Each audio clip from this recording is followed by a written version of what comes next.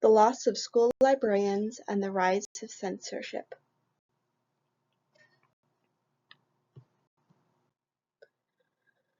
Librarians disappearing from schools. In 2018-2019 school year, there were more than 42,000 school librarians in the U.S., almost 20% fewer than in 2014-2015. A major part of the job of a librarian, especially one that is in a school, is to help people find the information that they are looking for and looking after the information that is in their care, be it in books, electronics, documents, or any other format. Libraries in schools that are left bereft of a librarian lose a vital part of their support structure and leave the load of excess work on teachers already stretched thin by conflicting demands or lack of funding, either moving their books into classrooms or becoming empty rooms with supplies that no one has the time to look after or maintain. Issues with censorship. In the Library Bill of Rights, it is stated that information should be available for everyone, regardless of their background or age. Quoting, "A person's right to use a library should not be denied or abridged because of origin, age, background, or view." Section 5. The difficulty is that the banning of books is a slippery slope with no good end, and that what makes a book unacceptable can be vague at best and is often contradictory. In many instances, it is often for social or political ideas that may be found disagreeable to one party but desirable by another.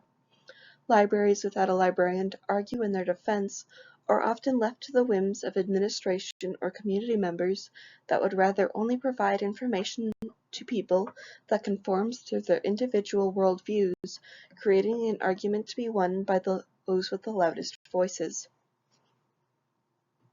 Rise of censorship.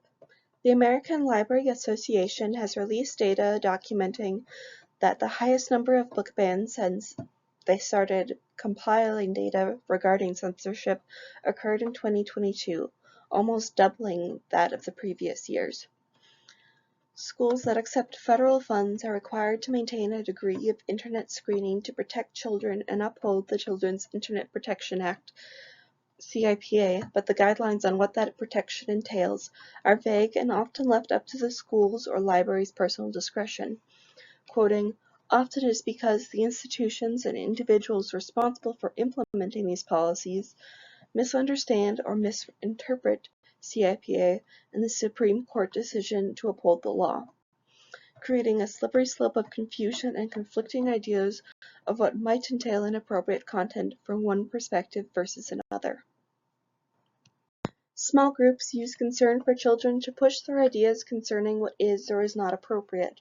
More often than not, however, it has been noted that the content targeted through databases is largely focused on topics relating to LGBTQ+ communities, themes on race and racism, and that information including sexual health. Historically, before 2021, a book could be contested and brought to the attention of the library or school as something that should not be allowed. However, with the expansion of social media, small groups can pool their resources to create organized censorship groups that target their local library to try and force the removal of any information that runs counter to their ideas.